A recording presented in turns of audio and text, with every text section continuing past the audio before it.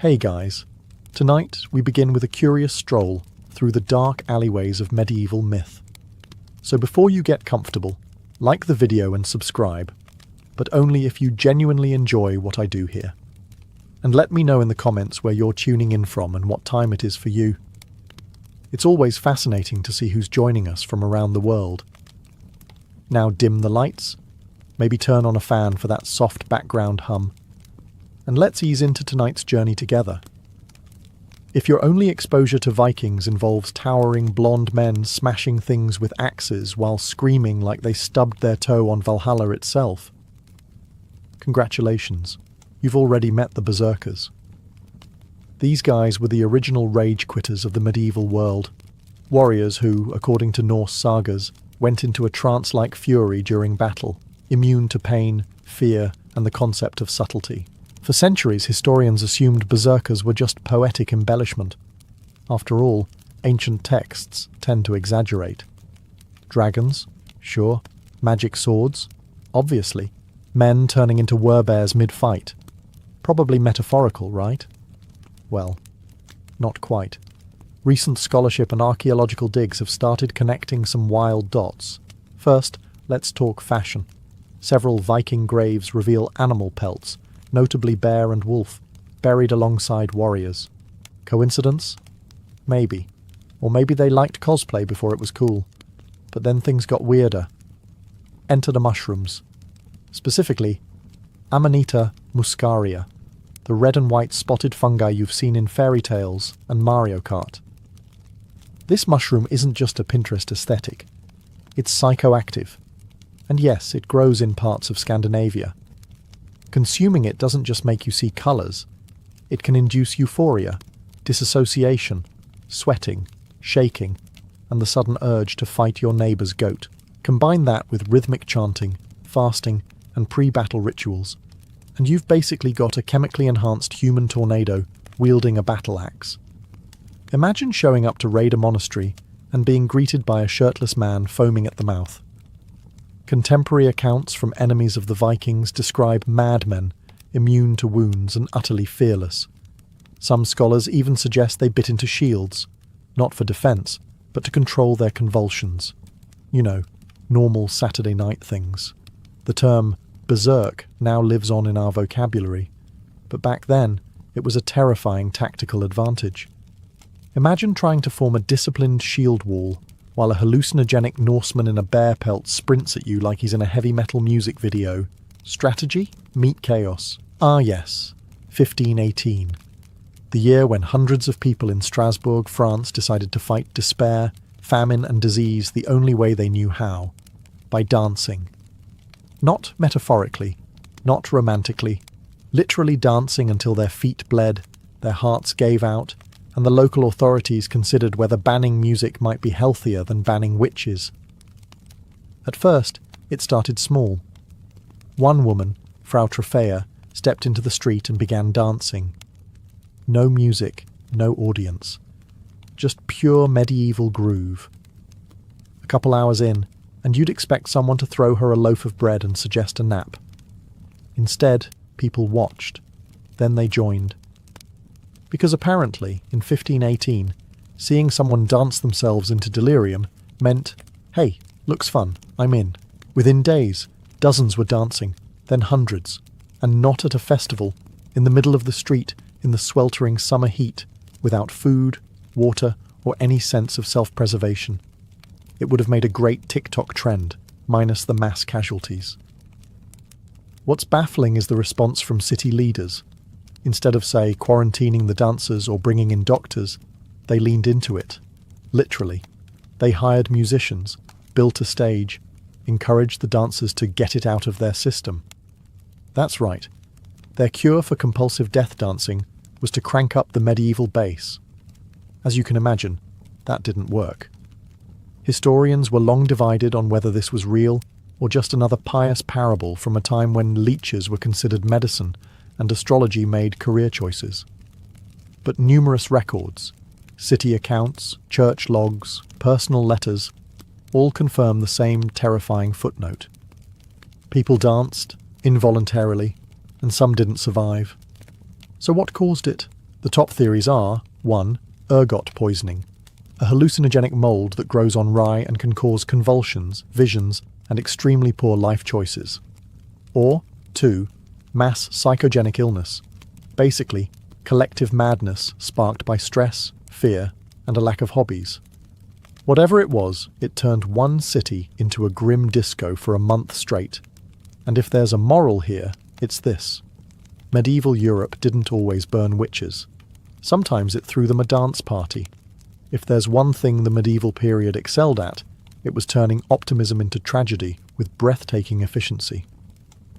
Case in point, the Children's Crusade of 1212, a campaign that sounds like a Disney sequel, but plays out more like a dark satire of human judgment. The legend goes something like this.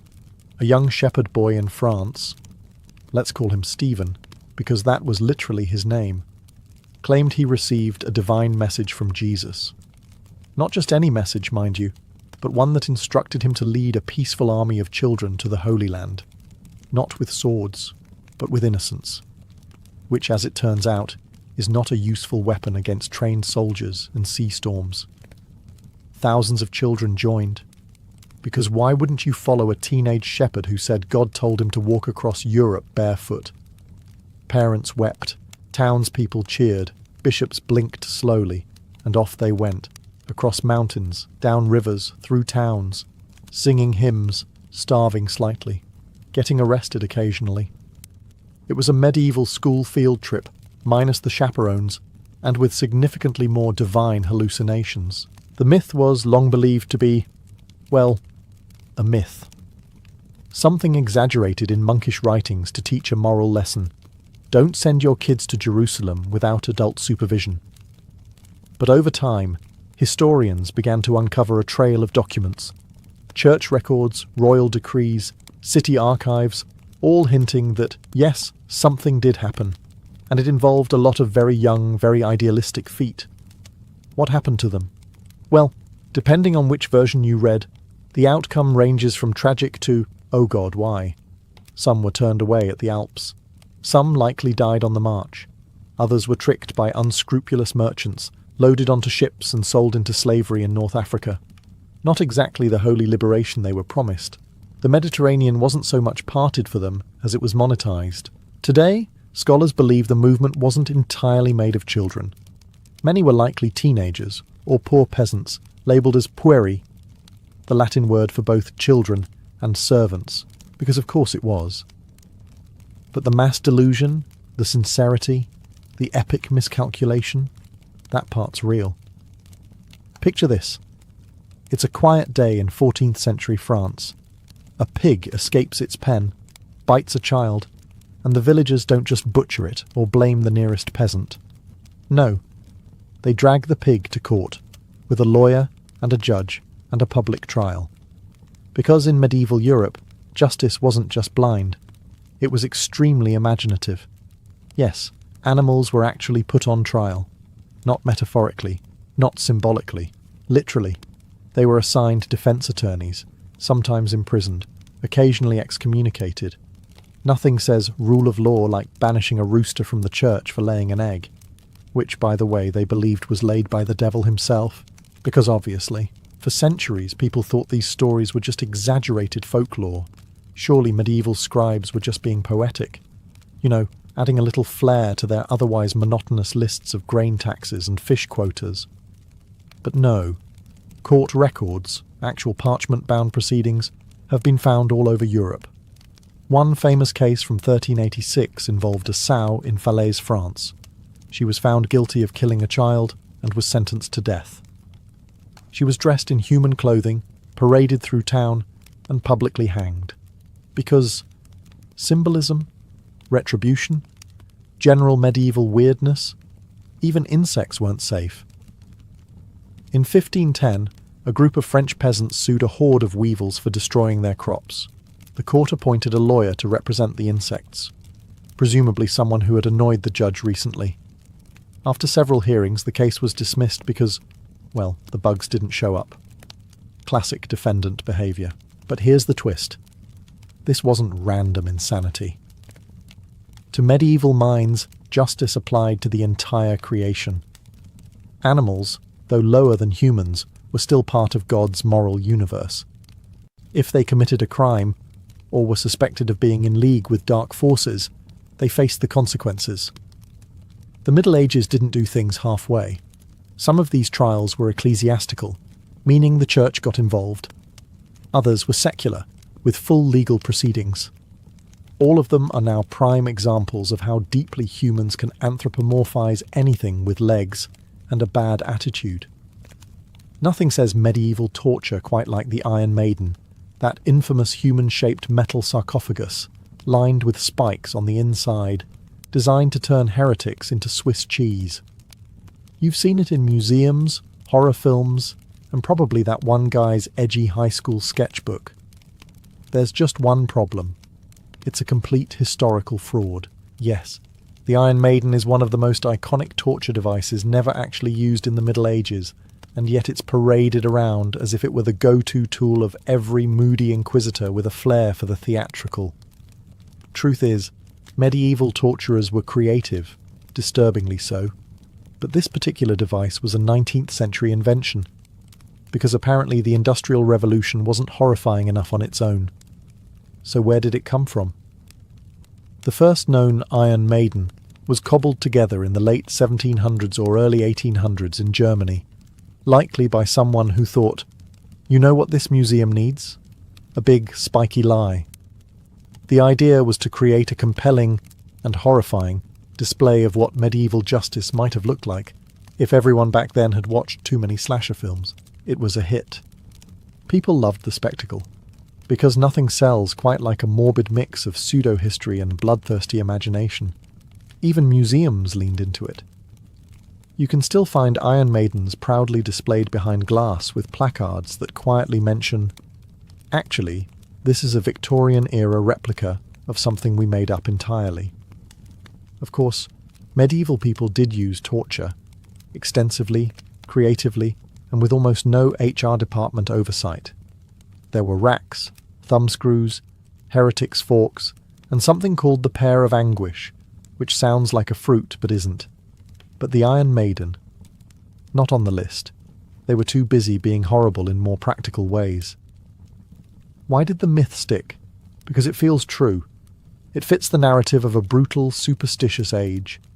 It's also visually terrifying, a perfect icon for our collective nightmares about the past. And so, a fake torture box became a real symbol of medieval cruelty. Let's clear up one of the most persistent myths about the Middle Ages. No, medieval Europeans did not think the earth was flat. They weren't that kind of clueless. They had other issues: plague, famine, surprise invasions by relatives with swords. But basic planetary geometry wasn't one of them. In fact, most educated people in the Middle Ages knew the earth was a sphere. Monks, scholars, and sailors understood it. Heck, even school books from the 1200s explained the earth's roundness, usually while subtly threatening children with eternal damnation if they didn't memorize Latin conjugations. The myth of a flat earth-believing Middle Ages was actually cooked up much later, in the 19th century, when historians wanted to make the Renaissance and Enlightenment look cooler by comparison. It's easier to feel superior when you imagine your ancestors navigating with maps that resembled pizza boxes. The real medieval cosmology came from thinkers like Isidore of Seville, Bede the Venerable, and Thomas Aquinas, people with very pointy handwriting and extremely strong opinions on theology, philosophy, and celestial spheres. They weren't always right, mind you, but they definitely weren't flat earthers. Many based their understanding on Aristotle and Ptolemy, who, again, were all aboard the spherical Earth train. There were even practical reasons for knowing the Earth was round. Ships disappearing over the horizon, round Earth, the curved shadow on the moon during a lunar eclipse, round Earth, the fact that people in Spain couldn't see the same stars as people in Egypt, again, round Earth. Medieval logic may have been 30% divine revelation, 20% Latin mumbling, and 50% random guesswork, but they still got this one right. The confusion mainly comes from a few scattered quotes taken wildly out of context, and a whole lot of 19th century revisionism. Washington Irving, yes, the Sleepy Hollow guy, wrote a wildly popular fictionalized biography of Columbus that exaggerated how radical his round Earth voyage seemed. Spoiler alert, it wasn't. Imagine being accused of theft in a medieval village. No fingerprints, no camera footage, no "you won't believe what they did" town crier drama. Just you, a priest, a crowd of nosy neighbours, and a cauldron of boiling water. Because in the Middle Ages, justice often meant trial by ordeal, a legal process that relied less on evidence and more on divine intervention, and third-degree burns. There were several popular ordeals, all of them designed to make you question your life choices. The ordeal of hot iron required the accused to carry a red-hot bar of iron for a few paces. If your hand healed cleanly in a few days, God clearly liked you. If it didn't, well, sorry, sinner. The ordeal of boiling water was even more fun. You'd plunge your hand into a pot of boiling water to retrieve a stone. Again, healing nicely. Innocent. Healing like a pizza left under a heat lamp. Guilty. And then there was the ordeal of cold water, which sounds more pleasant, but wasn't. The accused was tied up and thrown into a river. If they floated, they were guilty, because water, being pure, would reject them. If they sank, well, innocent, but also dead. The system had its flaws. Now, modern minds might assume this was just barbaric nonsense, and yes, a strong argument can be made. But oddly, trial by ordeal sometimes worked, not because of miracles, but because of psychology. Many people who knew they were guilty refused to go through with it, confessed beforehand, or settled matters another way. And the priests? Oh, they often quietly rigged the results. Let the cauldron cool a bit. Use mild water. Judge the healing with some flexibility. They weren't sadists, most of the time. Just bureaucrats with robes. Eventually, trial by ordeal was banned by the church in 1215. Apparently, someone finally realized that burning people to prove their innocence might not be the pinnacle of divine wisdom. From then on, Europe slowly pivoted toward more rational legal systems. You know, like duels, witch hunting, and accusing your neighbour of consorting with frogs. Ah, Robin Hood, the green-clad outlaw with the sharp arrows, sharper cheekbones, and an unshakable moral compass, stealing from the rich, giving to the poor, and somehow keeping his tunic wrinkle-free while living in a forest. Sounds great, doesn't it? Almost too great. That's because the Robin Hood we know, the dashing rebel hero who spouts one-liners while dodging arrows in slow motion, is about 90% literary invention and 10% actual medieval tax drama. But here's the fun part. Someone like Robin Hood probably did exist, or rather, several someones.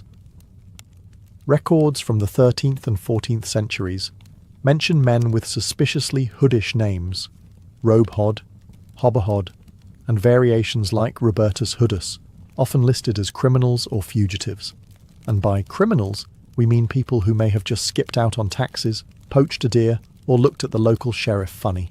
None of them robbed banks or hosted socialist banquets under oak trees. But they were outlaws in the literal sense, cast outside the law, surviving on wit, bows, and a deep mistrust of authority. Over time, their stories merged into a composite legend, like a medieval version of fan fiction. If that fan fiction also involved lots of stabbing and plague. The earliest ballads about Robin Hood aren't exactly Disney-friendly either. In the 14th century versions, Robin is violent, short-tempered, and disturbingly fond of murdering monks. Maid Marian doesn't even make an appearance until later. And Friar Tuck, he'd sooner throw you in a pond than listen to your sins. Still, the legend evolved. By the time of the Tudors, Robin Hood had morphed into a cheerful rogue with a heart of gold and suspiciously modern values about wealth redistribution. Because nothing says medieval England like 16th century political spin. Was there a real Robin Hood? Probably not one single person. But the conditions that birthed the myth, corrupt officials, hungry peasants, and forests just begging for cinematic lighting, were very real. When you hear Black Knight, you probably picture some brooding guy in dented armour, sulking in the shadows, monologuing about vengeance while lightning cracks behind him. Basically, a medieval Batman with worse dental hygiene. But in actual medieval history, the Black Knight wasn't a cackling villain or an edgy character from a Monty Python sketch. It was a real title, or at least a nickname with some surprisingly respectable roots. Black Knight usually referred to knights who either wore black armour, had a black coat of arms, or were associated with a noble family's dark-coloured livery. That's it. No necromancy, no soul harvesting, no dramatic declarations like, "You shall not pass." In fact, many Black Knights were just regular nobles trying to coordinate their outfits. One of the most famous was Edward of Woodstock, known as the Black Prince. He was a 14th century English prince and military commander, beloved by some, feared by others, and not at all the kind of guy who'd sit around in a cursed tower. He likely earned the nickname posthumously, maybe due to his black armour, or maybe because of his enthusiasm for burning French towns. Historians are still debating, mostly in polite academic duels. It wasn't until centuries later that the term Black Knight started accumulating villain points. Romantic literature, 19th century novels, and early Hollywood gave the term a glow-up, or more accurately, a gloom down. Suddenly, the Black Knight became the brooding loner, lurking on the fringes of tournaments, morally ambiguous, and often shirtless for some reason. But back in the real Middle Ages, Black Knights were just part of the colour-coded feudal fashion scene. They didn't swear dark oaths under blood moons. They just wanted their armour to match their family banners, and maybe look cool while doing it. Some medieval stories sound like they were written after a few too many pints of mead. Take, for example, the tale of a shining city built in the middle of a swamp by monks, a sort of holy Venice, but with more prayer and less gondolas. For centuries, local folklore in the English Fenlands spoke of Crowland Abbey, a marvel of stone and piety, standing proudly on an island of dry land surrounded by boggy despair. It was said that monks built bridges out of faith, logs, and possibly divine stubbornness. Scholars long dismissed it as a quaint exaggeration. After all, who in their right medieval mind would build a monastery in a swamp? Well, monks would. Recent excavations have confirmed that Crowland Abbey, founded in the 8th century and expanded throughout the Middle Ages, did indeed rise out of the muck, complete with causeways, raised walkways, and early drainage systems so clever they make modern plumbing blush. These monks weren't just praying in the mist, they were engineering their way through it. They constructed wooden platforms on piles driven deep into the peat.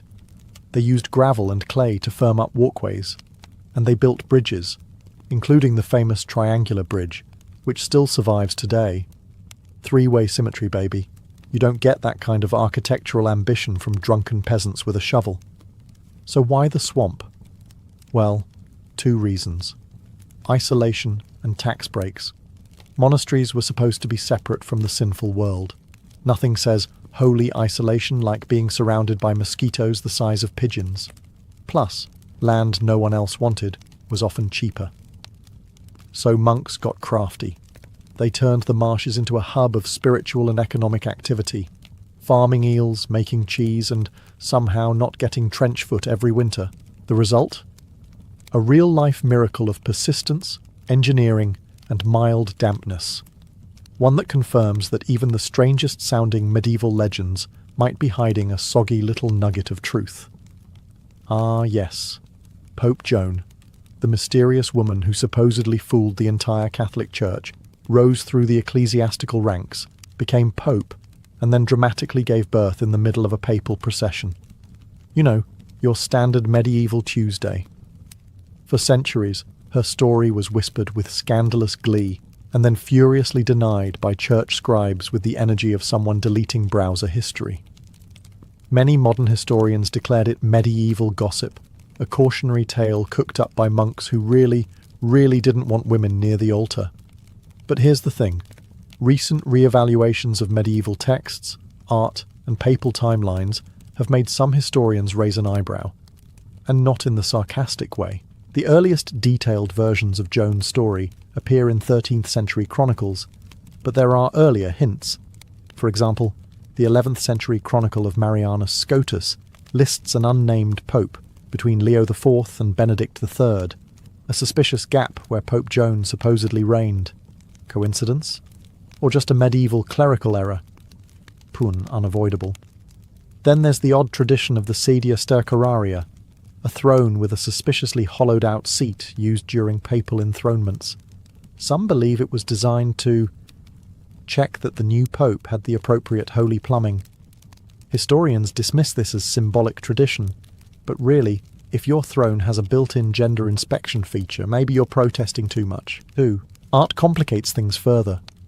Some medieval tarot decks and church murals feature a female pope figure.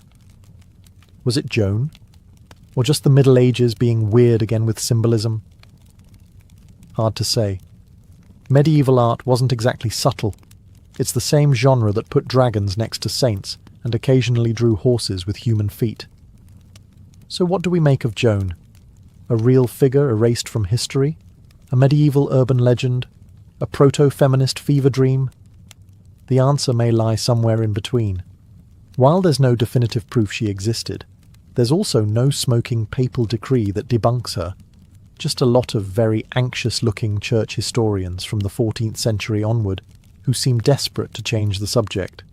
And if she did exist, she pulled off the greatest medieval disguise ever and had the worst gender reveal party in history. The myth goes like this. The reason Friday the 13th is considered unlucky has nothing to do with spilled salt or broken mirrors. It all goes back to the dramatic downfall of the Knights Templar.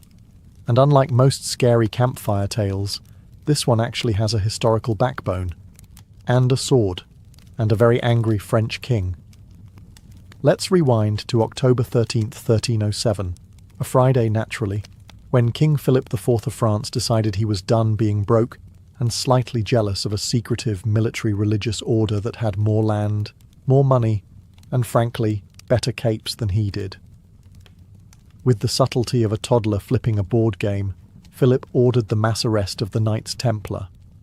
Across France, hundreds were seized, tortured, and accused of crimes that ranged from spitting on the cross to worshipping a mysterious bearded head, which, if you've ever seen medieval relics, is honestly not that weird. The Pope at the time, Clement V, tried to act surprised, but eventually folded under pressure. And by pressure, we mean Philip breathing heavily down his neck with an army. The church disbanded the order in 1312, and the last Grand Master, Jacques de Molay, was burned at the stake in 1314. Before his fiery exit, he allegedly cursed both the king and the Pope, and guess what? They both died within a year. Coincidence? Or medieval karma? So yes, the connection between Friday the 13th and the Templars has historical roots, though the superstition didn't really bloom until centuries later. But the drama? That's 100% certified medieval. The Templars weren't just knights. They were bankers, crusaders, landowners, and walking PR nightmares for secular rulers. Their downfall wasn't caused by heresy, it was caused by debt. King Philip owed them a lot of money, and nothing clears a tab like a few strategic executions and a smear campaign. When you think of medieval surgery, chances are you picture a bearded man with questionable hygiene sawing off limbs with a kitchen knife while screaming, "God wills it," over a background chorus of patient agony and Gregorian chants. And, honestly, that happened more than once. But here's the twist. Not all medieval medicine was utter madness. Some of it actually worked. No, seriously. Recent analysis of 10th to 14th century medical manuals and archaeological remains shows that medieval surgeons weren't complete sadists with a hacksaw and a prayer. In fact, they were surprisingly competent at wound care, trepanation, and even cataract surgery, with tools that look like they were designed by a blacksmith on a budget. Take trepanation, the act of drilling a hole in your skull to relieve pressure, cure headaches, or release those pesky demons. Because why trust Tylenol when you can ventilate your brain? Archaeological evidence shows patients survived these procedures at decent rates. their skulls showing signs of healing. So, not just a medieval lobotomy, more like a last-ditch effort with a decent follow-through. And then there's wound care. Texts like the Trotula and Chirurgia Magna contain recipes that would make a modern herbalist weep with joy. Honey, an antiseptic, wine, a disinfectant, and linen bandages were all used. Not quite penicillin, but honestly better than the rub mud and hope approach often credited to the era. Even dental work wasn't all pliers and screaming. Some surgeons used gold wire to secure loose teeth. Granted, medieval toothpaste was mostly charcoal and regret, but hey, they tried. Yes, there were leeches. And urine analysis. And yes, if you had a suspicious mole, someone might call it a sign of witchcraft and light you on fire. But overall, if you avoided the plague, war injuries, and humour imbalances, you had a fighting chance with a halfway decent barber surgeon. Of course, this doesn't mean medieval hospitals were soothing wellness spas. They were more like chaotic monasteries with a prayer budget, a bone saw, and a lot of yelling. But the myth that all medieval medicine was blind guesswork isn't entirely fair. Sometimes medieval doctors knew what they were doing. Other times they were just winging it with holy water and optimism. But credit where it's due, some of those patients actually walked out with all their limbs still attached. Let's bust one of the most stubborn medieval myths. The idea that everyone from the 5th to the 15th century wandered around like stinky, unwashed potatoes wrapped in wool. Contrary to this very pungent stereotype, many medieval people were not only aware of personal hygiene, they were downright fussy about it. Archaeological digs and manuscript evidence suggest that bathing, grooming, and scented oils were not only common, but part of a decent person's weekly routine. Now, did they shower twice a day and exfoliate with apricot scrubs? Absolutely not. But they did use soaps made from animal fat and ashes. Earthy tones. And many households had wooden tubs they filled with hot water for a nice soak, assuming you had a servant to haul it in and you didn't live in a drafty shack. And don't even get started on the public bathhouses, especially in places like medieval Paris, London, and the Islamic caliphates, where shared steamy bathing was both a social activity and a way to not smell like old cheese. Some even had separate rooms for men and women, and yes, it sometimes got a little too social, which is why a few church leaders started side-eyeing the whole bathhouse industry. But hygiene wasn't just about water and soap. People trimmed their nails, cleaned their ears, and plucked their armpit hair with terrifying enthusiasm. Monks had strict grooming rituals. Nobles had perfumed gloves and tooth powders made from burnt rosemary and crushed shells, which probably didn't whiten your teeth, but at least it smelled like you tried. So how did the everyone was dirty and smelled like fermented onions myth begin? It likely stems from post-medieval bias, especially from the Renaissance and Enlightenment eras, where writers loved dunking on the Dark Ages to make themselves feel more, well, enlightened. Add in a few 19th century illustrators who never met a dirty peasant trope they didn't love, and voila, stinky medieval meme unlocked. To be fair, if you were a serf working 14 hours in a dung-filled field, you probably didn't end the day smelling like lavender and ambition. But the blanket assumption that no one in the Middle Ages knew how to wash their armpits, officially debunked. So yes, medieval people bathed. Not daily, not always alone, but bathed nonetheless. No, this isn't a deleted Monty Python sketch. In certain parts of medieval Europe, people accused of crimes were subjected to something called the trial by consecrated bread, or ordeal of the morsel, for those of you with a flair for ominous baked goods. Here's how it worked. An accused person, usually a clergyman, would be brought in front of a jury of solemn, probably half-asleep monks. They'd then be handed a small piece of holy bread, yes, blessed, God-approved bread, and asked to chew and swallow it. Sounds simple, right? Like communion with steaks? The twist? If the accused choked, gagged, or looked generally nervous while eating the bread, boom. Guilty. Not just, you seem suspicious, guilty. We're talking God himself is now involved, and he clearly thinks you're shady. Guilty. This method was based on the belief that divine power would physically stop a liar from swallowing the body of Christ. Apparently, celestial justice had a direct line to your esophagus. It was essentially a medieval lie detector test, but instead of wires and sweat glands, you got carbs and judgmental monks. And you thought job interviews were stressful. What's wild is that this wasn't fringe behaviour. These ordeals were sanctioned by church authorities for centuries, especially in Anglo-Saxon England. It was believed that divine intervention would reveal the truth where mortal justice failed. And because nothing says fair trial like giving a dry cracker to a terrified man and hoping he doesn't have acid reflux. Eventually, even the church realised this was getting a little silly.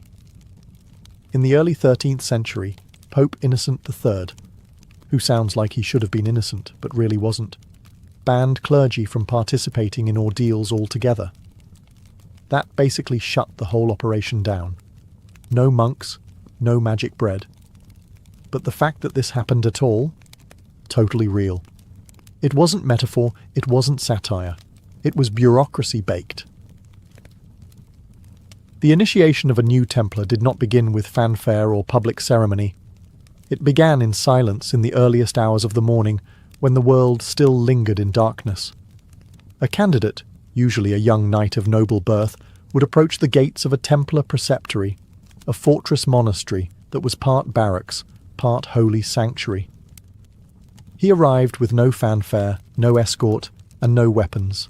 By custom, he was to come humbly, leaving behind the trappings of his old life. His sword, his shield, his armour, and even his family's name would mean little inside those walls. To join the order was to sever ties with earthly glory. The gatekeeper admitted him into a courtyard still shadowed by torchlight. The air was thick with a strange mix of anticipation and dread. Here, silence was enforced. He was forbidden to speak until spoken to. Brothers of the temple guided him into the chapel, the heart of the ritual. Unlike the grand cathedrals of Christendom, a Templar chapel was often stark and bare. Flickering lamps threw long shadows across stone walls, while relics, splinters of the true cross, bones of saints, and holy icons, were arranged upon the altar. The setting was designed to impress upon the initiate that he was stepping into a realm where the sacred outweighed the worldly. The brothers assembled in solemn ranks, their white mantles marked with the blood-red cross. The candidate stood alone before them, a solitary figure beneath their watchful gaze. Every movement was deliberate, every moment choreographed to remind him that he was no longer an individual, but a servant of a larger divine cause. Even the air seemed heavy, filled with an unspoken question. Was he truly ready to abandon everything? The dawn light began to creep through narrow slits in the chapel walls, illuminating the altar as the candidate was led forward. His journey had begun not with battle, but with surrender. Before him lay not an enemy, but an order that demanded absolute devotion. He was not there to prove his strength with the sword, but to demonstrate humility before God and obedience to the Master. This was the threshold, the last breath of his old life, and the first step into the secretive brotherhood of the Knights Templar. The candidate's first true trial was not of sword or shield, but of his own heart. After being brought into the chapel, he stood before the master of the temple, who presided over the ritual like both judge and father. Around them, the brothers formed a living wall of silence, their eyes fixed on the man about to renounce his past life. The questioning began with ritual formality. The master would ask the candidate whether he came of his own free will, without coercion or deceit. This was not mere rhetoric. The Templars demanded certainty. A man who joined unwillingly could not be trusted, and a man who sought the order for selfish gain was worse than useless. He was asked, "Do you desire to enter the company of the poor fellow soldiers of Christ, and to serve God all the days of your life?" The questions grew sharper, designed to pierce through pride and uncover hidden motives. Did he owe debts? Was he married, or bound by promises to women or lords? Did he carry obligations that would conflict with his new vows? Any hesitation in answering could spell rejection. The Templars sought men unencumbered by divided loyalties, for a divided man could not fight with a pure heart. Then came the questions that tested courage. The master warned him that the life ahead would not be easy. You will know no ease, no wealth, no luxury. You will be called to hunger, to hardship, and to death in the service of Christ. The candidate was reminded that he would wear a simple robe, eat plain food, and surrender any personal possessions. He would obey commands without hesitation, even unto death. This was not romantic knighthood. It was discipline bordering on monastic severity. If the candidate faltered, this was the moment to turn back. Many did. The ritual allowed a man to walk away before making the oath, sparing both him and the order from later regret. But if he stood firm, the master pressed him once more. Do you still wish to remain? A resolute answer marked the difference between a mere visitor and a brother in arms. This questioning was not meant to humiliate but to refine. It stripped away illusions and forced the man to confront the weight of his choice. Only when his answers satisfied the master and the assembled brothers did the ritual move forward. He was now on the very edge of binding himself, not just to an army, but to a holy cause that claimed his soul as much as his sword. Once the candidate had proven his resolve through questioning, the ritual moved into its most sacred phase, the taking of vows. Unlike secular knighthood, which emphasized honor, wealth, and lineage, the Knights Templar demanded the opposite. The initiate was asked to renounce not only earthly pleasures, but also his very sense of independence. The first vow was poverty. Standing before relics of the saints and the cross, he declared that he would own nothing personally. Any wealth, land, or inheritance he possessed would be surrendered to the order. From that moment forward, his bed, his cloak, his sword, even the bread he ate, all belonged not to him, but to Christ through the temple. Poverty was not symbolic. It was total. A Templar knight might have once commanded dozens of servants, but now he would sleep on straw and share meagre rations with his brothers. The second vow was chastity. Here, the candidate swore to renounce women, marriage, and the comforts of family life. For many knights, this was the hardest oath. To forsake heirs meant to cut off dynastic legacy, a duty that noble families prized above all. Yet the Templars demanded it without hesitation. The initiate swore to love no woman in a carnal sense, devoting all passion instead to Christ and the Virgin Mary. This was one of the reasons the order's rituals later fueled suspicion. In a society where marriage defined one's role, men who cut themselves off from women were seen as unnatural, perhaps even dangerous. The third vow was obedience.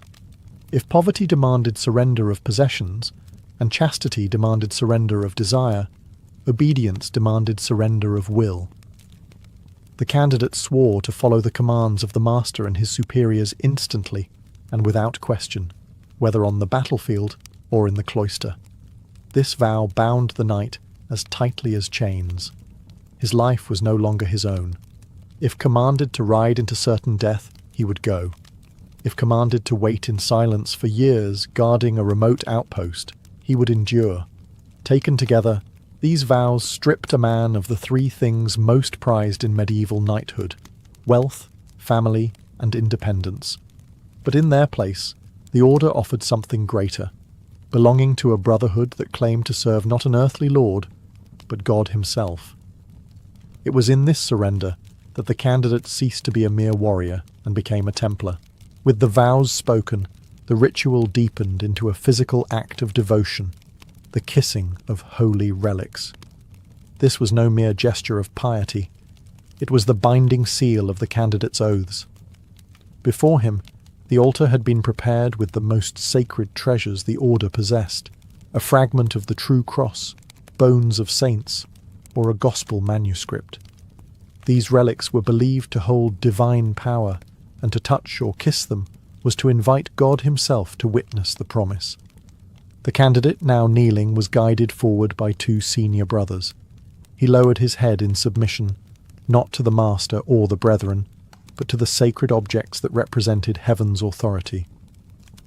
The first kiss was often upon the cross, a symbolic union with Christ's suffering. This was meant to remind him that the knight's life would be one of sacrifice, hardship, and service. mirroring the sacrifice on Calvary. Next came the relics of saints, men and women who had lived holy lives of endurance and faith. By pressing his lips to their remains, the initiate aligned himself with their legacy. It was a moment of transference, where the living pledged to carry the torch of the dead. To refuse the kiss would have been unthinkable, but the act was more than symbolic. In the medieval imagination, to kiss a relic was to form a covenant. Breaking that covenant would endanger one's soul for eternity. The ritual was heavy with silence. The gathered brothers stood still, their white mantles unmoving, while the soft sound of lips against relics echoed in the chapel. The candidate knew that every kiss was not just a kiss of faith, but a kiss of binding. From that moment forward, betrayal would not only shame him before men, but condemn him before God. This act of veneration also added fuel to later myths. Outsiders whispered that the Templars kissed relics in secret rites, or worse, that they kissed forbidden objects of blasphemy. Such rumours, spread in later centuries, would haunt the order. But in truth, this moment was deeply orthodox, a sacred sealing of vows that mirrored practices found across medieval Christendom. When the final relic was kissed, the initiate was no longer simply a candidate. He was bound by lips and oaths, tied to a chain of faith that stretched back to saints, apostles, and Christ himself. The vows and relics had bound the candidate spiritually, but the order demanded a visible display of humility before he could be welcomed fully. This moment came when he knelt before the master of the temple, a gesture that transformed him from knight of the world to servant of Christ's militia. In medieval society, kneeling was a symbol of fealty, a way of showing submission to a lord. But in the Templar rite, the meaning was even deeper. The candidate knelt not to a man, but to the discipline and divine mission embodied by the master. The ritual was simple, but heavy with meaning. The candidate sank onto both knees, head bowed, his hands pressed together as if in prayer. This posture was no accident. It echoed the way a vassal pledged loyalty to a feudal lord, yet stripped of the worldly rewards that came with such service. Here, there would be no lands, no castles, no riches promised in return. Instead, the knight was binding himself to poverty, chastity, obedience, and the perpetual hardships of holy war. The master placed his hands over the candidates, sealing the act with authority. Then came the words of command, a reminder that from this moment forward, the initiate must obey without hesitation. Whether the order was to ride into battle, to guard a lonely fortress in the desert, or to spend years in prayer and fasting, his duty was absolute. Obedience was not a matter of negotiation. It was total. Yet there was also comfort in this kneeling. For all its severity, the order was a brotherhood. The candidate was no longer an isolated warrior, but a part of a chain of loyalty and protection. By kneeling, he signalled his willingness to be shaped, disciplined, and defended by his brothers as much as he was now bound to serve them. Observers outside the chapel might have seen only a knight kneeling before another man, but within the order this act carried a mystical dimension. To kneel was to die to the self, to cast aside pride, and to be reborn in service to God's will. It was the act that broke the knight's worldly identity and remade him into a Templar. When the master raised him up, he was no longer a supplicant. He was a brother, marked by humility, yet bound to carry himself with the unshakable strength of one who served not kings, but the kingdom of heaven. After kneeling before the master, the initiate was not yet complete. The ritual reached its communal stage, his acceptance among the brethren. If the vows had tied him to God, and the kneeling had bound him to obedience, this next step wove him into the living fabric of the order itself.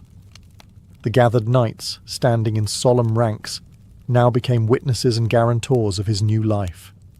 They were not silent spectators. Their presence mattered. In the dim light of the chapel, their white mantles with the crimson cross created a striking image, reminding the candidate of the purity demanded, and the blood he might one day spill. Each brother had endured the same questioning, sworn the same vows, and bent the same knee. To be admitted into their company was not simply to join an army, it was to become part of a spiritual family. At this point, the master would turn to the assembly and ask if any brother had reason to oppose the new initiate. It was a dramatic moment, filled with tension. If someone knew of a hidden sin, an unresolved oath, or a dishonorable act from the candidate's past, he was bound to speak. Silence was agreement.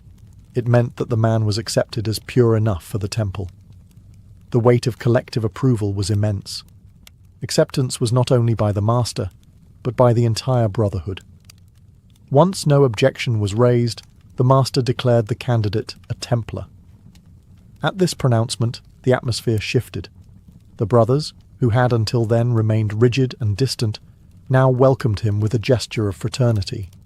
Some rituals mention the kiss of peace, where each knight greeted the new brother with a kiss on the cheek, a sign of spiritual kinship. Others describe a symbolic embrace, bringing the initiate physically into the fold. This moment of acceptance carried enormous significance. The knight was no longer alone, no longer a wandering warrior with only his sword for company. He had gained hundreds of brothers who would fight, pray, eat, and even die beside him. Yet the secrecy surrounding these rites, especially the kiss of peace, fueled later rumors that the Templars harbored strange, even heretical practices. Outsiders, excluded from the chapel, imagined sinister oaths and blasphemous acts, but for the brothers themselves, it was simply the sacred confirmation of belonging, a visible sign that the candidate had passed from solitude into the eternal fellowship of the temple. The culmination of the initiation was marked by a transformation so simple, yet so profound, that it became the most enduring symbol of the Knights Templar, the investiture with the white mantle. For a medieval knight, clothing was never just fabric. It declared rank, wealth, and allegiance. To be stripped of one garment and given another was to shed an old identity and assume a new one.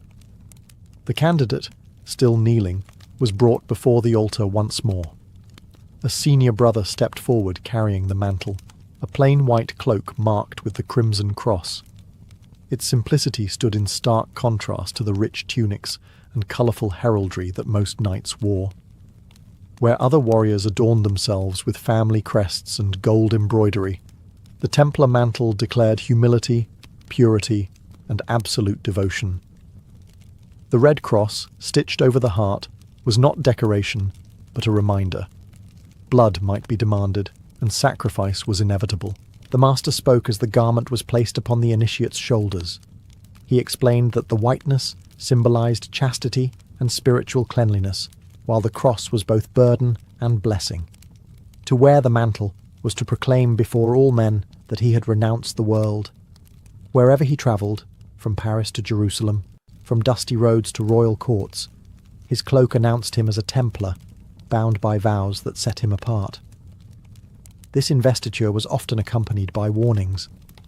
The master would remind the new knight that if he should ever betray his vows, the mantle would become a curse rather than a blessing. To disgrace the cross was to invite eternal damnation. The garment once bestowed was not merely clothing but a sign of spiritual marriage to the order. It could not be worn lightly. The chapel would fall into hushed reverence as the initiate rose, now cloaked in white and red. For the first time, he stood visibly as a Templar knight.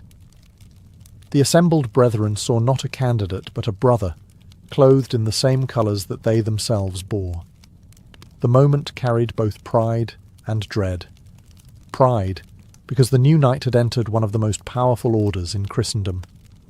Dread, because from this day forward, every step, every battle, every prayer, and every breath would be lived under the shadow of that red cross. The mantle was glory and burden entwined. No initiation was complete without a meal, not a lavish feast, but a communal table where the new knight took his place among his brothers for the first time. In medieval society, to eat together was more than sustenance. It was a declaration of kinship. For the Templars, whose lives were ruled by discipline, the shared meal carried profound symbolic weight. The banquet was modest, reflecting the vow of poverty. There were no golden goblets, no extravagant dishes dripping with spice. no musicians to provide entertainment. Instead, the knights sat shoulder to shoulder at long wooden tables, eating plain fare: bread, broth, beans, perhaps roasted meat if available. Each portion was measured, and indulgence was forbidden. The silence of the earlier ceremony gave way to murmured prayers and quiet conversation, the steady rhythm of spoons against bowls. For the new initiate, this was the first test of belonging. He was no longer an outsider standing before the order, but a brother at their table. By eating the same food, drinking the same watered wine, and following the same rules, he stepped fully into the rhythm of Templar life. Here, there were no noblemen or peasants, no sons of lords or commoners, only brothers bound by vows. The equality of the table was one of the order's greatest strengths. The master or senior officers often used this moment to remind the initiate of the rules that governed meals. Conversation was limited and focused, often revolving around scripture, discipline, or practical matters of the campaign. Excess was forbidden. Even gestures of greed, like reaching too quickly for food, could bring reprimand. The meal itself was a continuation of the vows. Simplicity, obedience, and humility played out in the act of eating. This banquet also had a spiritual layer. To break bread together was to echo the Last Supper, the fellowship of Christ and his disciples. Just as the knights had sworn oaths before relics, now they confirmed their unity through shared sustenance. The initiate, tasting the plain bread and wine, knew he was bound to these men not just in battle but in daily life, in hunger and in prayer. By the time the meal ended, the new knight had fully crossed the threshold. He had been questioned, tested, bound by oaths, and now nourished by the same food as his brothers. What remained was the final blessing, the sealing of his place in the spiritual army of the temple. The last stage of the initiation was both solemn and uplifting, the final blessing that sealed the knight into eternal brotherhood. Everything that had come before, the questioning, the vows, the kneeling, the relics, the mantle, and the meal, led to this culminating act. Now, before God and his brethren, the initiate was consecrated as a full Templar. The chapel grew still once more. The master stood before the new knight, lifting his hands in blessing. Words of prayer were spoken, invoking Christ, the Virgin Mary, and the saints as witnesses to the vows just taken. This blessing was not symbolic but binding. The initiate was believed to be spiritually marked, set apart from the rest of Christendom. No longer a free knight of the world, he was now a soldier of Christ, sworn to defend the faith until death. Some accounts suggest that the blessing also carried a warning. The master reminded the new brother that to break his vows was to betray not only the order, but God himself. Damnation, both earthly disgrace and eternal punishment, awaited those who faltered. It was a sobering reminder that this brotherhood was not something to be entered lightly. Once bound, there was no release, only life in service or death in disgrace. After the blessing, the brethren together recited prayers, surrounding the new knight in a chorus of Latin chants. The effect was overwhelming, the sound of voices echoing against stone walls, a wave of devotion that swept him into the rhythm of the order. For the initiate, it was both a farewell to the life he had left behind and a welcome into something eternal. At last, the master declared him a brother of the temple. A murmur of approval moved through the ranks.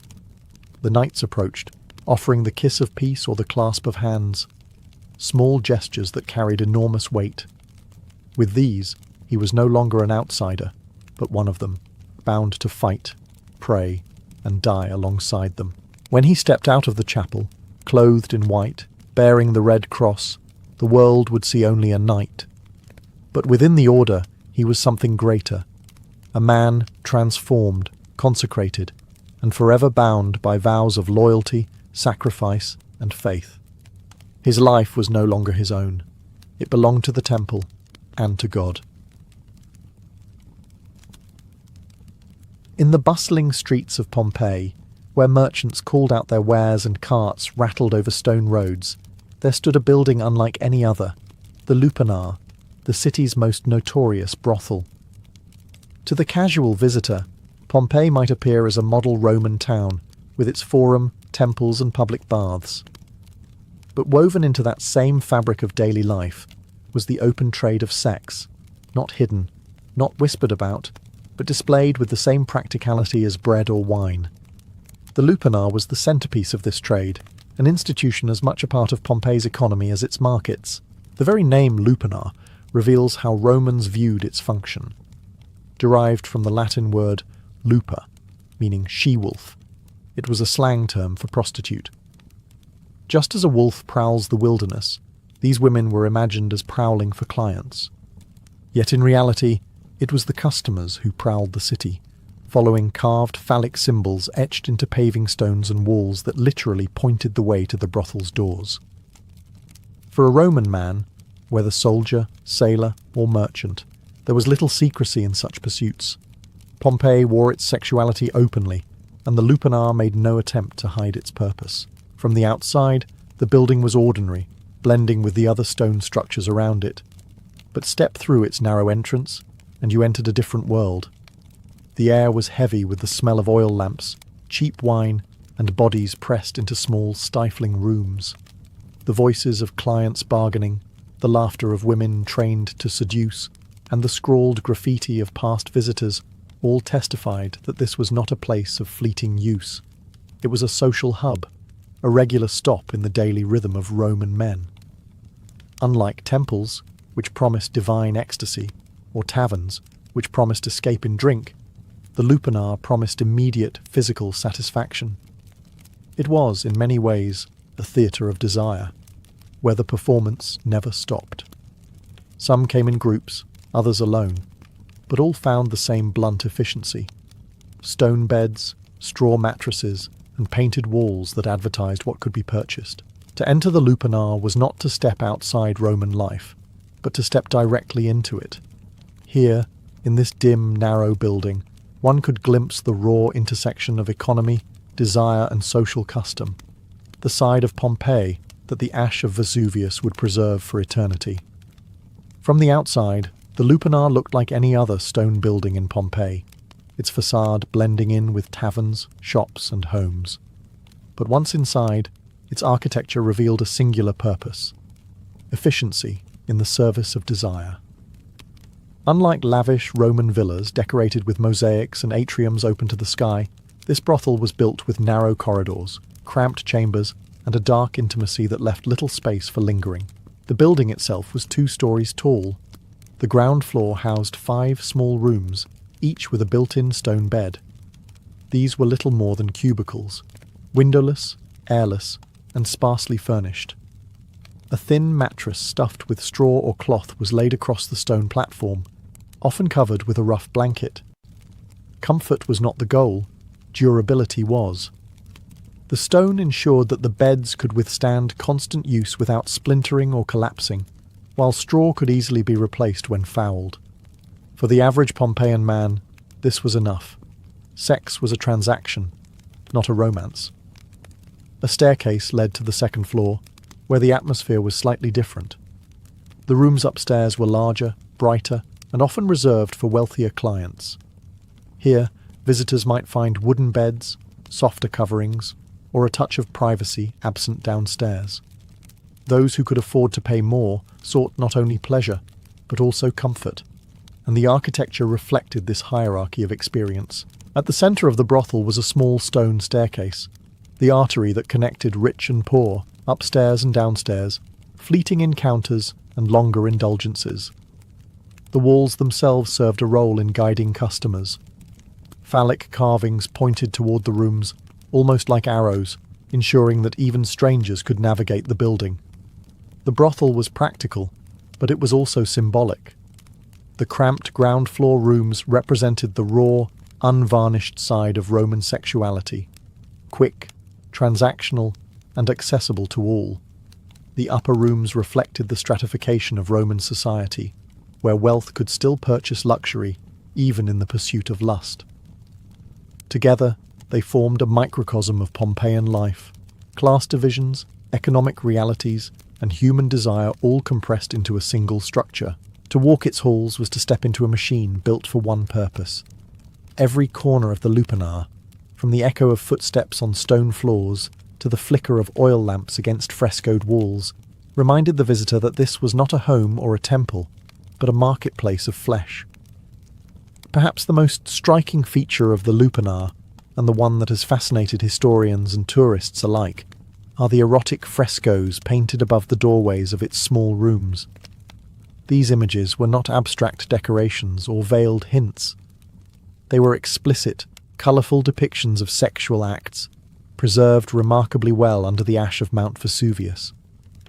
To walk into the brothel was to be confronted by a literal catalogue of desire, a visual menu that guided the client in his choices.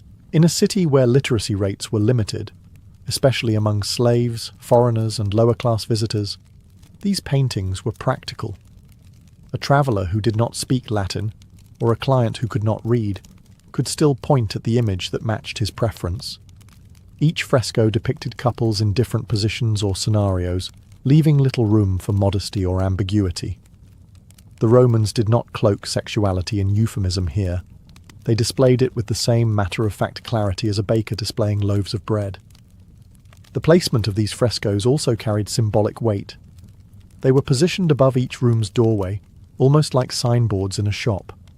Some scholars argue that they functioned as advertisements for what might be available inside, while others believe they were more general illustrations meant to inspire arousal.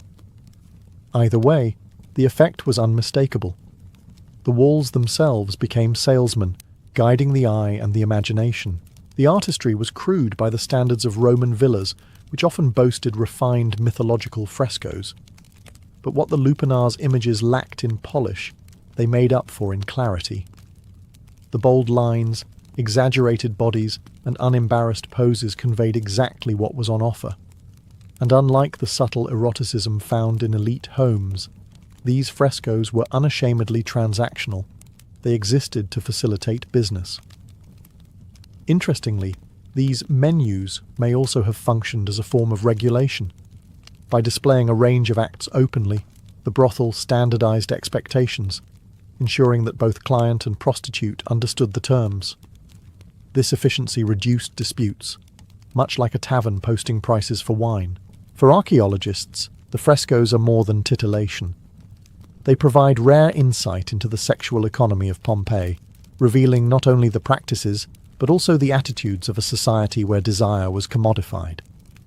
They remind us that the lupanar was not a hidden den of shame, but an openly advertised marketplace of pleasure, where walls spoke louder than words.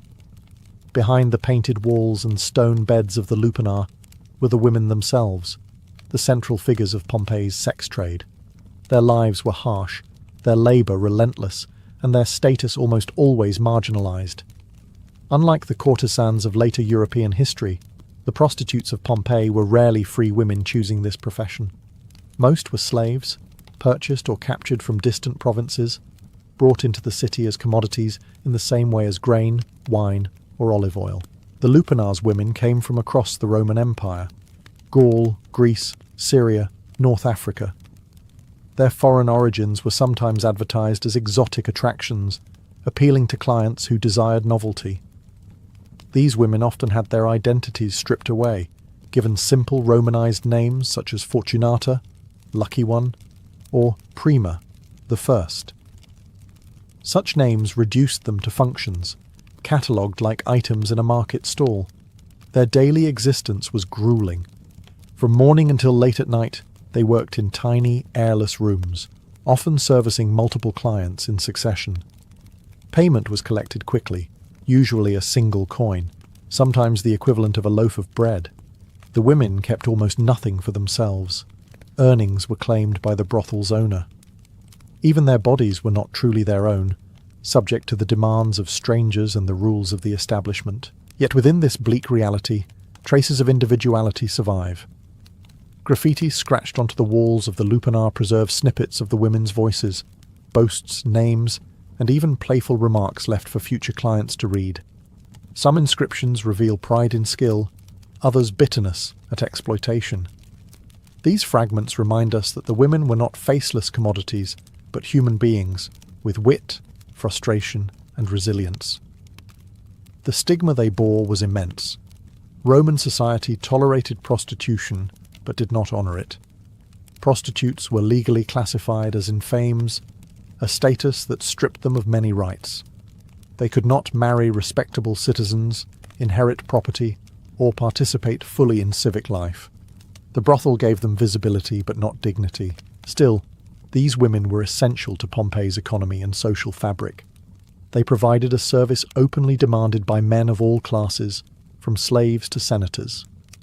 And though their names have largely been lost to history, the ash of Vesuvius has preserved the traces of their labour, their voices, and their silent endurance inside the narrow chambers of the lupanar. If the women of the lupanar were its labour force, the clients were its lifeblood. To understand Pompeii's brothel, one must understand the men who filled its rooms. Contrary to the assumption that prostitution was the indulgence of only the poor or desperate, the lupanar's clientele spanned all ranks of Roman society. From slaves with a single coin in hand to merchants fresh from trading voyages, from soldiers stationed nearby to local elites seeking anonymity, all passed through its narrow doorway. The affordability of services made the brothel accessible to nearly everyone. A visit could cost as little as a single aise, roughly the price of a loaf of bread. This meant that even the lowest labourer could purchase a moment of pleasure. For wealthier patrons, the upstairs rooms offered more comfort, a softer bed, and perhaps the illusion of exclusivity.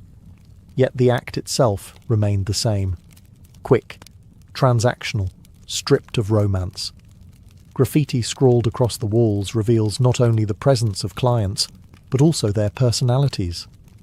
Some proudly recorded their visits. I had a great time here with Fortunata. Others left crude boasts of their virility, turning the walls into a ledger of masculine ego. A few inscriptions even read like customer reviews, praising or mocking the women by name. These writings, casual yet permanent, paint a vivid picture of how normalized brothel visits were in Pompeian life. For Roman men, there was little stigma in visiting a prostitute. Married men often sought out the lupanar without shame. Fidelity was expected from wives, not husbands. Roman law and custom viewed sex with prostitutes as acceptable, even practical. It provided an outlet that, in the eyes of many, protected respectable women from male appetites. Thus, the brothel became not only a place of pleasure, but also an institution that reinforced the double standards of Roman morality. At the same time, the lupanar offered more than just physical release. It was also a social space, a place where men could drink, boast, and carve their names into eternity. It functioned as part tavern, part club, and part stage for performances of masculinity. In a world where status and reputation defined identity, leaving a mark on the walls of the brothel was, for some men, as important as leaving one on the battlefield. The clients of the lupanar were not a hidden subculture, they were Pompeii itself. The traders, soldiers, and citizens who made the city thrive, and who saw no contradiction between civic duty and knightly indulgence. If the frescoes of the lupanar were the official advertisements, the graffiti carved and scratched into its walls were the unofficial commentary, a chorus of voices echoing through time. Few ancient buildings offer such an intimate glimpse into daily life as this brothel, where the walls became a canvas for humour, pride, lust, and frustration. Visitors left behind crude boasts of their conquests. One inscription reads, "I screwed many girls here." Another, more specific, names the prostitute. "I had a good time with Fortunata for 1 coin." These graffiti blur the line between casual bragging and customer reviews, giving us a rare sense of how men spoke of their experiences in unfiltered honesty. Some comments even praise or criticize the women's skills, making the lupanar's walls one of the earliest forms of public rating systems. But not all graffiti came from clients. Some of the women themselves inscribed their names or brief statements, reclaiming a voice in a place where their lives were otherwise controlled. These scribbles often reveal pride, wit, or defiance. One woman etched her name beside a heart, a reminder that even in the harshest conditions, individuality could not be erased. For archaeologists, These markings are invaluable, transforming faceless workers into real human beings who laughed, loved, and endured. Other graffiti reveal the social mix of the brothel. Soldiers scrawled crude drawings of shields or phallic symbols, merchants recorded names, and travellers carved jokes in foreign scripts. The brothel became not just a site of sex, but a cultural meeting point, a melting pot of languages and classes united by common appetite. Interestingly, some inscriptions veered into the philosophical. One reads, "Weep, you girls, my penis has given you up, now it pursues men's behinds." Crude humour, perhaps, but also a playful declaration of identity in a society that tolerated a wide range of sexual expression. These walls captured it all: bragging, mockery, wit, and even glimpses of vulnerability. The Lupanar's graffiti are more than vulgar doodles. They are a living archive of Pompeii's humanity, voices of men and women who never expected to be remembered. Unlike the polished frescoes meant to seduce the eye, the graffiti spoke the raw language of the street. Today, they remind us that ancient people were not statues or myths, but flesh and blood humans who left their marks, literally, for history to find. The Lupanar was not just a house of pleasure, it was a business, tightly woven into Pompeii's urban economy. In a city teeming with merchants, sailors and travellers, the brothel operated with the same pragmatism as a bakery or tavern. Its success depended on accessibility, affordability, and a steady flow of customers. And like any well-run enterprise, it catered to both the common man and the wealthy elite. Prices were shockingly low. Inscriptions suggest that a visit could cost as little as the price of a loaf of bread. For a single coin, a soldier or labourer could secure a few moments in one of the ground floor cubicles. The upstairs rooms, reserved for wealthier patrons, commanded higher fees. Here, comfort could be bought: wooden beds instead of stone, softer blankets, perhaps more privacy. Yet even in these rooms, the encounter remained transactional, stripped of sentiment. The money collected did not stay with the women. Most of them were slaves, and their earnings went directly to the brothel's owner, who might have been a wealthy Pompeian citizen running multiple businesses. In some cases, freed women could work independently, paying a cut of their profits to the manager. But for the majority, the Lupanar was simply another cog in the machinery of Roman slavery. Their bodies a commodity, their labour a profit stream. The scale of business was considerable. With 10 rooms, constant traffic and low prices, the brothel could serve dozens of clients daily. Multiply that by weeks, months and years, and the Lupanar becomes not just a building but an engine of steady income. For Pompeii's economy, already fueled by trade and tourism, the sex industry provided an additional layer of commerce that few considered scandalous. Beyond money, the Lupanar also supported secondary businesses. Taverns nearby sold wine to loosen tongues and purses. Vendors hawked food to men leaving the brothel. Even the graffiti carved into its walls had an economic angle.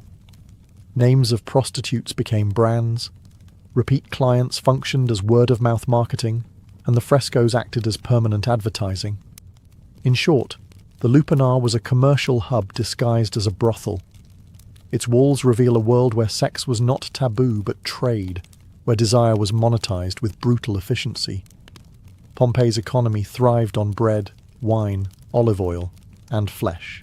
To modern eyes, the openness of the Lupanar seems startling.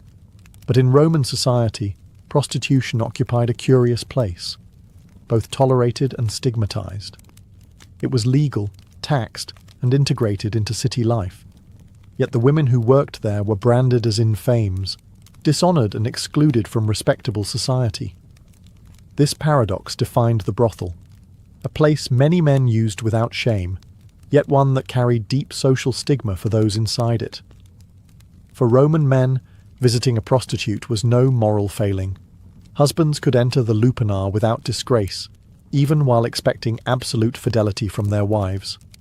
A wife's duty was to safeguard lineage and property, while her husband's excursions to brothels were considered an acceptable outlet. Double standards were built into Roman law and custom. The act was not about love, but control. Men's appetites were legitimized, while women's sexuality was tightly policed. The prostitutes, however, bore the full weight of stigma. As in fames, they were stripped of rights. They could not marry respectable citizens, testify in court, or inherit wealth. Their bodies were public property in the eyes of the law. Even freedwomen who entered the trade voluntarily remained socially tainted, unable to climb into respectability. To be marked as a prostitute was to be permanently branded, regardless of wealth or age. Yet society could not function without them. Moralists like Seneca and philosophers like Cicero acknowledged that prostitution kept social order, providing a sanctioned outlet for male desire. Augustus himself regulated the trade, requiring prostitutes to register with authorities. Thus, Rome institutionalized what it also despised, weaving brothels into the very fabric of its cities. The stigma extended to space itself. The Lupanar was located not in Pompeii's elite districts, but in a working-class quarter near taverns and shops. Respectable women would not pass its threshold, nor would noble families openly acknowledge its existence, yet its clients came from every stratum. The building was both central and marginal, a paradox carved into stone. This tension between tolerance and shame is what makes the Lupanar so revealing. It was neither hidden nor celebrated, but accepted as a necessary, even useful part of Roman life. The brothel embodied the contradictions of Roman morality: desire and discipline, acceptance and condemnation, woven together in a city that lived comfortably with both. When Mount Vesuvius erupted in 79 CE, it did more than destroy Pompeii, it preserved it. The Lupanar, like the rest of the city, was entombed under layers of ash and pumice, sealing within its walls a snapshot of Roman life that might otherwise have vanished. Unlike Rome itself, where centuries of rebuilding erased much of the past, Pompeii remained frozen in an instant, offering archaeologists an unparalleled time capsule. The Lupanar's survival is extraordinary. The stone beds still stand in their cramped cubicles, worn smooth from countless encounters. The erotic frescoes remain vivid, their colours protected by volcanic ash, their scenes of desire shockingly direct to modern viewers. Graffiti lines the walls just as it did nearly 2,000 years ago, preserving the casual boasts of clients and the names of women whose lives would otherwise be forgotten. Every scratch, every crude drawing, every boastful word became immortal the moment Vesuvius erupted. For historians, the Lupanar is more than a curiosity. It is evidence of how openly the Romans integrated sexuality into their urban world. The brothel was not an exception, but an institution, legal, regulated, and normalized. Its preservation forces us to confront the reality of Roman life not through myth or idealized literature, but through the raw, unpolished remnants of daily transactions. The legacy of the Lupanar also lies in its contradictions. It reveals a society that commodified human bodies while celebrating sexual freedom, that allowed men to indulge without shame while condemning women to lives of stigma. It challenges modern notions of morality, forcing us to ask uncomfortable questions about power, exploitation, and desire in ancient societies. Today, visitors to Pompeii often make the Lupanar one of their first stops, drawn by curiosity and the promise of scandal. Yet those narrow stone rooms are not merely salacious relics. They are memorials to lives lived in shadows, women who laboured without recognition, men who scrawled their names into eternity, and a city that saw no contradiction in mixing commerce with lust. The Lupanar endures as Pompeii's most infamous building, a place where economy, desire, and human frailty collided. Preserved by catastrophe, it speaks across millennia, reminding us that beneath the grandeur of Rome lay the unvarnished truth of its people, hungry, flawed, passionate, and profoundly human. In Sparta, marriage was never about romance, candlelit evenings, or tender vows. It was first and foremost a duty to the state, an obligation wrapped in ritual, designed to serve the city's unrelenting demand for strength. Unlike Athens, where marriages centered on family alliances and the management of households, Sparta had one clear priority: the production of strong children who would grow into fearless soldiers and resilient mothers. The personal desires of the bride and groom mattered little in comparison to the collective needs of the community. The Spartan system was unique in the ancient Greek world. Every institution, from education to religion, was geared towards sustaining a military powerhouse. Men spent the majority of their lives in the agoge, the harsh training program that molded them into warriors. Women were expected to be equally resilient, trained in physical exercise so they would bear healthy offspring. Within this framework, marriage was not a private arrangement, but a civic responsibility. A couple's union was viewed through the lens of what it could contribute to Sparta's future armies. This mentality shaped every aspect of their customs. For Spartans, a wedding was less about joy and more about efficiency. The state intervened heavily, ensuring that unions were not based on whim, but on practical considerations: age, strength, and fertility. Even myths about Spartan weddings reinforce this utilitarian ethos. The idea that two people might marry for affection or personal preference was seen as weak, even dangerous. Love could distract a warrior from his duty, while indulgence in luxury was a threat to Sparta's austere way of life. Yet despite this cold practicality, Spartan marriages carried a strange kind of equality. Unlike in other Greek city-states, Spartan women were not confined to the shadows of the household. They owned land, managed estates, and spoke openly in public. Their role in marriage was therefore more balanced, not as submissive dependents, but as partners tasked with maintaining the Spartan bloodline. The rituals that surrounded weddings reflected this duality: harsh, even brutal, yet deeply symbolic of shared strength. In the end, a Spartan marriage was not two individuals binding themselves to each other for love, but two citizens binding themselves to Sparta. Their union was another weapon in the city's arsenal, forged not in passion but in the fires of necessity. In Sparta, the timing of marriage was not left to chance, nor was it guided by personal desire. The state carefully dictated when its citizens could wed, ensuring that the institution served its military and demographic needs above all else. Unlike other Greek city-states, where men often married young to secure household stability, Spartans followed a strict pattern. Men delayed marriage until the age of 30, while women typically married much earlier, in their late teens or early 20s. This unusual gap in age was no accident. By 30, a Spartan man was considered seasoned, having endured the full rigours of the agora, the grueling military training system that began in childhood. Only after proving himself as a disciplined warrior, capable of obedience and endurance, was he seen as fit to assume the responsibilities of marriage.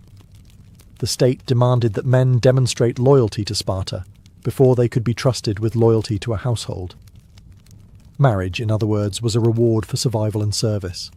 For women, the logic was different. Spartan girls were raised to be strong, athletic, and resilient, their training including running, wrestling, and even javelin throwing. This physical discipline was not to prepare them for battle, but for motherhood. The ideal Spartan bride was one who could endure childbirth and produce vigorous children. By marrying young, women entered their most fertile years under the watchful eye of the state, aligning their personal lives with Sparta's goal of breeding strong offspring. The result was a sharp contrast: experienced warriors marrying youthful, physically robust women.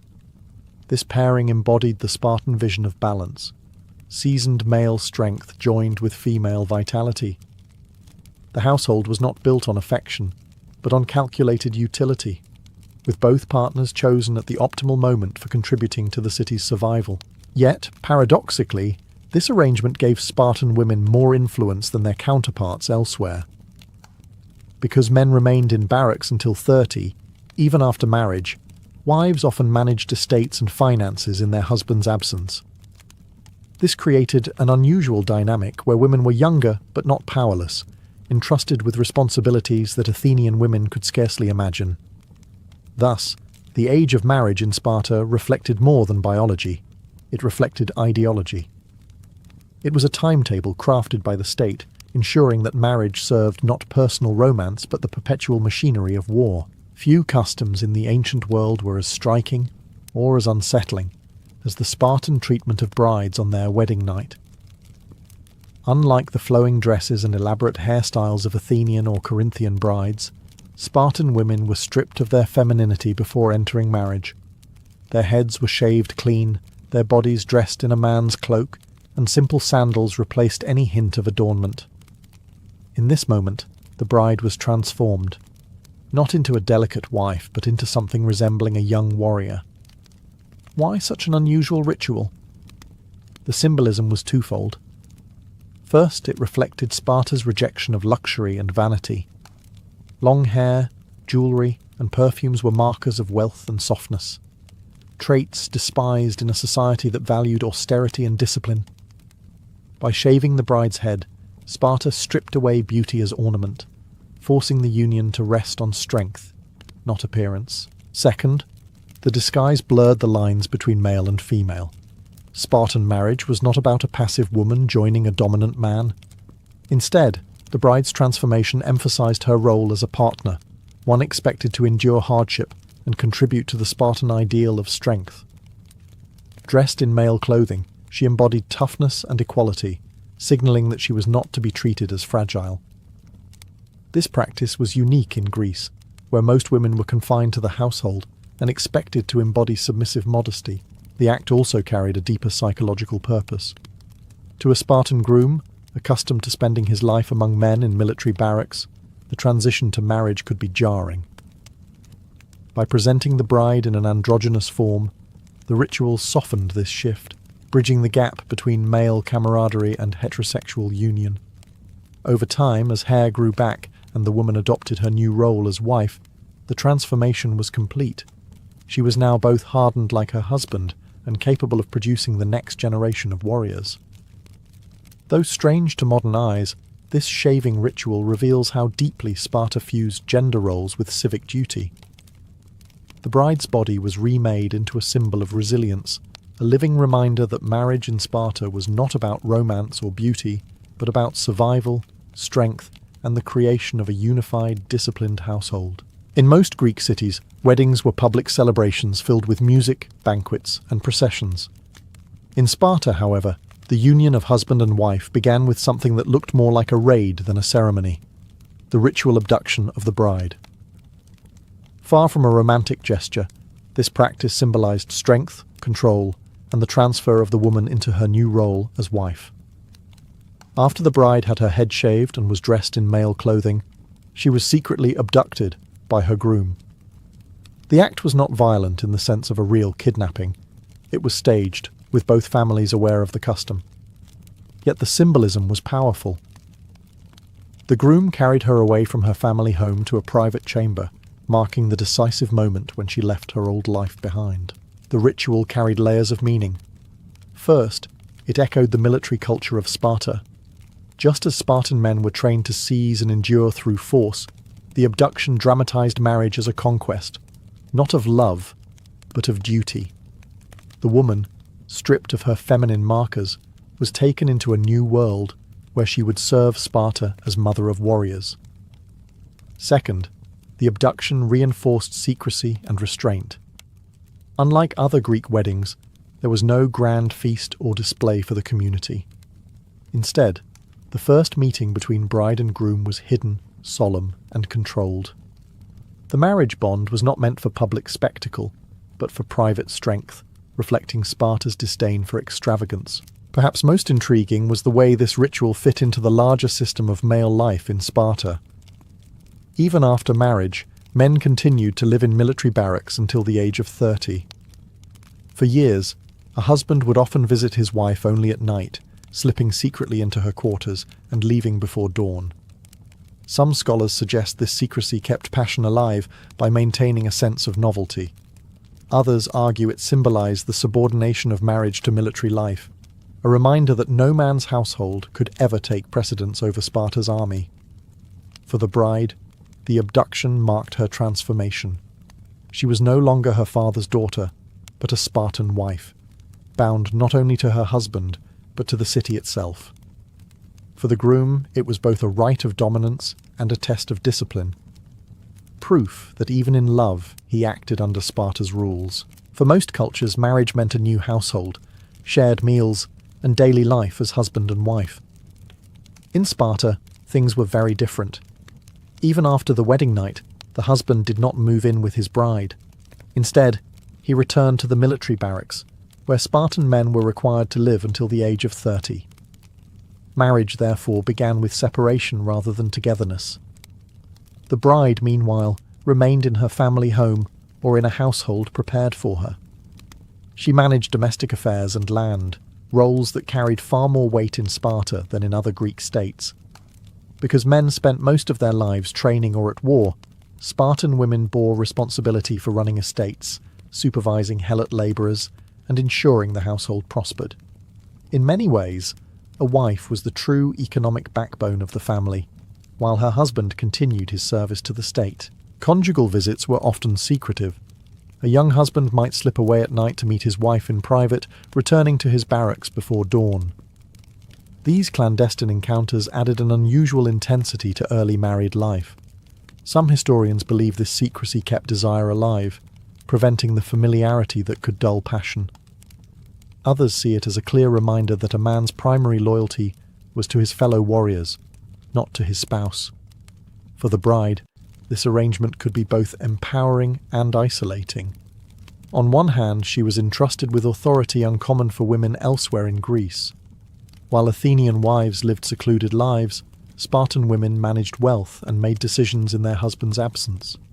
On the other hand, the emotional distance created by the husband's absence shaped a marriage that was more functional than affectionate. Children were the ultimate goal. When a couple produced a healthy son, they had fulfilled their duty to Sparta. Daughters too were valued, as they would grow into the next generation of strong Spartan mothers. The household's success was measured not in romance but in contribution to the state's population of warriors. Thus, life after the wedding night was marked by paradox. Spartan marriages were austere, even cold by modern standards, yet they granted women unusual power and independence. They were unions forged not for companionship, but for survival, partnerships designed to serve a city where war always came first. In most of ancient Greece, women lived in seclusion, confined to the household and excluded from political and economic life. Sparta was radically different. Spartan women held a unique position of power, and marriage only strengthened it. Far from being silent figures in the background, they were active participants in the state's survival. The central role of a Spartan wife was motherhood, but not just in the biological sense. She was expected to produce strong, healthy children, capable of becoming warriors or mothers of warriors. To achieve this, Spartan girls were raised in a way that shocked other Greeks. They trained physically from youth. They ran, wrestled, and threw javelins, their bodies hardened not for battle, but for childbirth. The ideal Spartan woman was athletic, resilient, and unafraid. Marriage built upon this foundation, transforming her from daughter into bearer of the city's future. But her responsibilities extended far beyond the cradle. Because husbands were tied to barracks until 30, and even afterward often away on campaign, wives became de facto heads of households. They managed estates, oversaw helots, the enslaved labourers who worked Spartan farms, and handled economic matters with authority. A Spartan wife controlled wealth and property in ways that Athenian women could scarcely imagine. In fact, by some accounts, women in Sparta eventually controlled nearly 2/5 of the land, a staggering figure in the patriarchal ancient world. Their influence also reached the social and cultural sphere. Spartan mothers were famously bold, known for sayings that encapsulated the city's ethos. "Return with your shield or on it," they told their sons heading to war. This blunt encouragement to embrace victory or death reflected the same values marriage demanded: strength, duty, and sacrifice to the state above all else. Marriage did not diminish a woman's independence. In many ways, it magnified it. While bound by ritual and expectation, Spartan wives wielded significant power within their families and communities. They were respected, even feared, for their sharp tongues and uncompromising standards. Men might dominate the battlefield, but women ensured that Sparta's warrior society never faltered at home. In this way, the role of women in Spartan marriage was paradoxical. They were subjected to the state's demands, yet they held authority that few women elsewhere in Greece could dream of. Marriage in Sparta bound women to the city's military ethos, but it also gave them the strength and space to shape its destiny. In Sparta, marriage was not judged by affection, wealth, or prestige. Its true measure was children. The state expected every union to contribute to its most vital resource, a steady stream of strong, disciplined citizens who could sustain the Spartan military machine. Producing the next generation was not simply a private family matter. It was a civic duty, one scrutinized by the community. From the moment of marriage, couples were under pressure to have children quickly. Sons were especially prized, for they would one day enter the agoge and become warriors. Yet daughters were far from unwanted. Strong women were valued as the future mothers of warriors.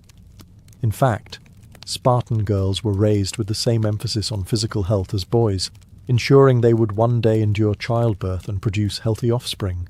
The obsession with strength led to unusual practices.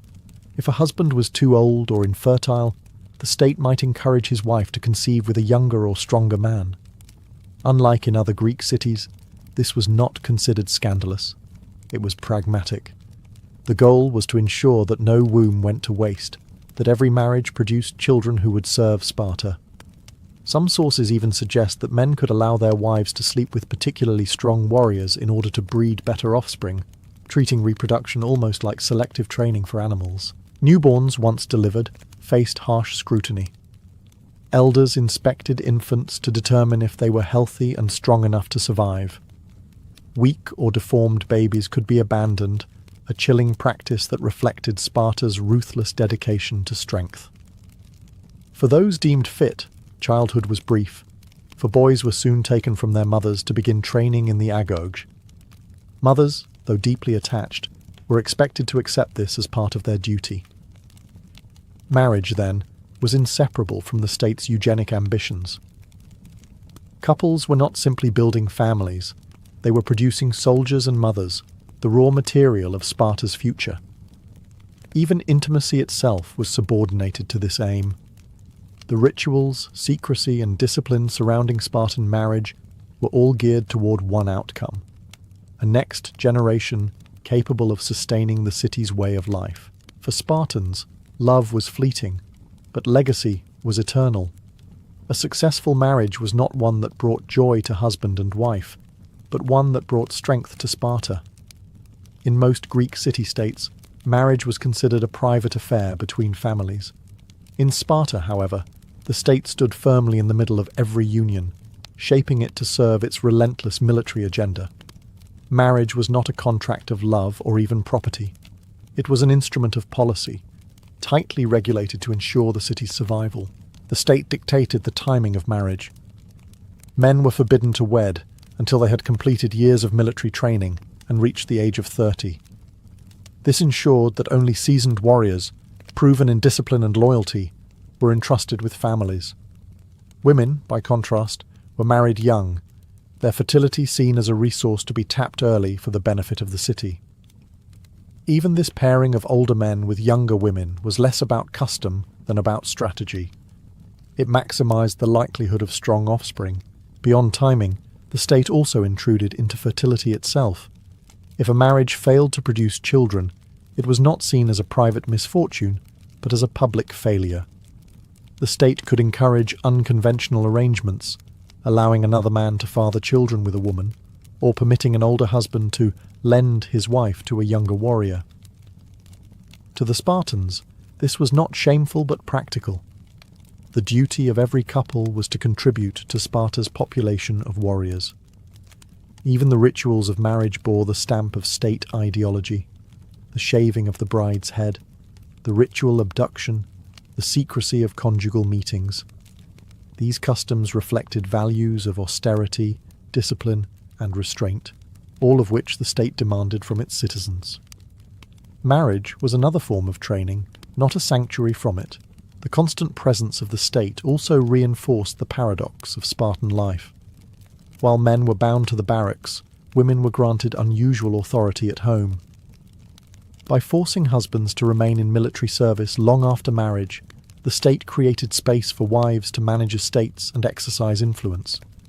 In this way, the state's grip on marriage indirectly elevated women's power, making them indispensable in both family and economic life. Ultimately, marriage in Sparta was not a personal milestone, but a civic obligation. Every shaved head, every secret meeting, every child born under its system was proof that the state extended into the most intimate corners of life. In Sparta, even love and family bowed before the needs of war. The marriage customs of Sparta, so strange and severe to modern eyes, were never simply personal traditions. They were the direct reflection of a society built on discipline, austerity, and service to the state. Unlike Athens, where weddings were colourful celebrations filled with music and feasting, Spartan unions were marked by shaved heads, staged abductions, and secrecy.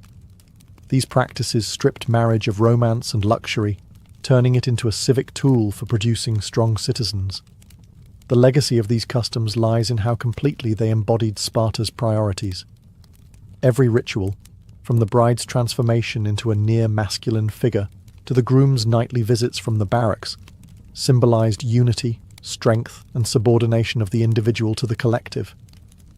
Marriage was not about pleasure, but about function, designed to create a partnership that mirrored Sparta's military order, efficient, unyielding, and devoted to survival.